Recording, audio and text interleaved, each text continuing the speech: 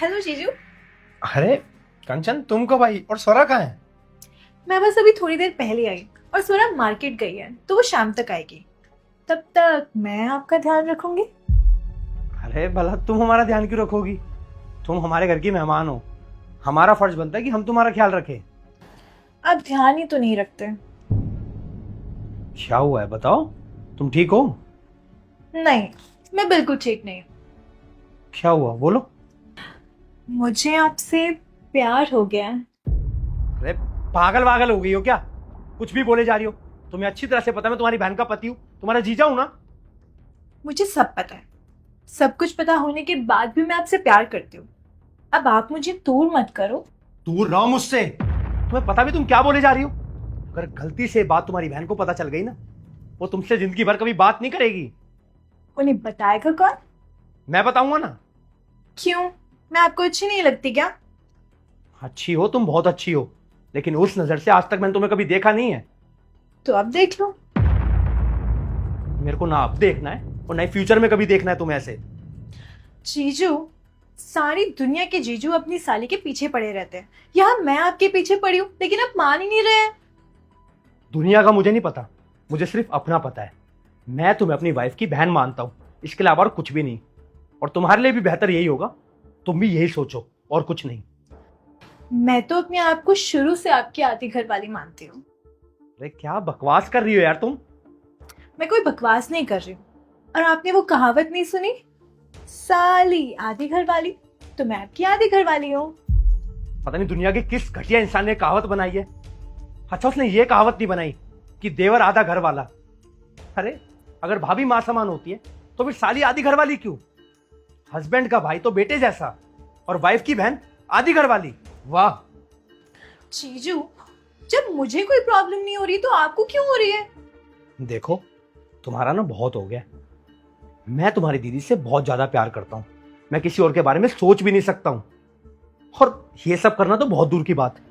इससे अच्छा तो मैं मरना पसंद करूंगा। उसे धोखा मैं कभी नहीं दे सकता। उफ, इतना प्यार? हाँ, और जो तुम्हारे सर पे भूत सवार है ना, तुम भी उसे उतार दो, अच्छा होगा तुम्हारे लिए। देखो आज तो मैं तुम्हें छोड़ रहा हूं। अगर मैंने गलती से बात सौरा को बता दी, तुम हमेशा हमेशा के लिए उसकी नजरों में गिर जाओगी। तो आज के बाद ऐसा कभी नहीं होना चाहिए। ये लास्ट और फर्स्ट था, समझी?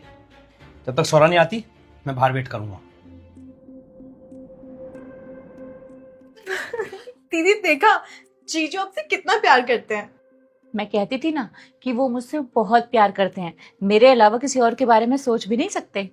करेक्ट। अब चल के उन्हें सच बताते हैं। ठीक है चलिए। सागर। सौरा, तुम अंदर थी? हाँ, और मैंने सब कुछ सुन भी लिया। लेकिन कंचन तो बोल रही थी कि तुम मार्केट गई हो। मैं तुम्हें सब बताती हूँ। वो क्या है ना, कंचन ने मुझे अपने एक दोस्त के बारे में बताया था कि कैसे उसके हस्बैंड ने अपनी साली के साथ मिलकर उसको चीट कर दिया। इसने कहा कि सारे मर्द एक जैसे होते हैं, मौका मिलते ही चीट कर देते हैं। लेकिन मैंने कहा नहीं, सागर ऐसा बिल्कुल भी नहीं है, वो मुझे कभी चीट नहीं करेगा, चाहे उसे कितने भी मौके मिले। लेकिन ये मेरी बात मान ही नहीं रही थी, इसलिए मैंने इसे भरोसा दिलाने के लिए तुम पे ये छोटा सा टेस्ट किया। I am sorry. सॉरी जीजू, मुझे माफ कर दो। लेकिन मुझे पूरा यकीन हो गया है कि सारे मर्द एक जैसे नहीं होते। तुमने किसी और को भरोसा दिलवाने के लिए मेरे प्यार और मेरे भरोसे का टेस्ट लिया? मुझे तुम पे पूरा भरोसा था, वो तो बस मैं वो तो मैंने क्या, आज तुमने हमारा रिश्ता दांव पे लगा दिया इसको भरोसा दिलवाने के लिए। और अगर आज हमारा रिश्ता टूट जाता तो? नहीं, मुझे पता था कि तुम कभी नहीं तोड़ोगे। अरे अगर टूट जाता तो हमारा तो घर टूट जाता ना। मुझे पता था कि तुम ऐसा कभी नहीं करोगे। और अब मुझे ना तुमसे बिल्कुल उम्मीद नहीं थी कि तुम ऐसा कुछ करोगी। आई एम सो सॉरी सागर, ये मेरी आखिरी गलती है। मैं जानती हूँ कि तुम मुझसे बहुत प्यार करते हो और मैं भी तुमसे बहुत प्यार करती हूँ। प्लीज मुझे माफ कर दो, मेरी पहली और आखिरी गलती समझ के प्लीज। जी जीजू, मुझे भी माफ कर दो। हम आपको हर्ट नहीं करना चाहते थे। और मुझे तो बहुत प्राउड फील हो रहा है ये कहते हुए कि मेरी जीजू बाकी लोगों की तरह नहीं है।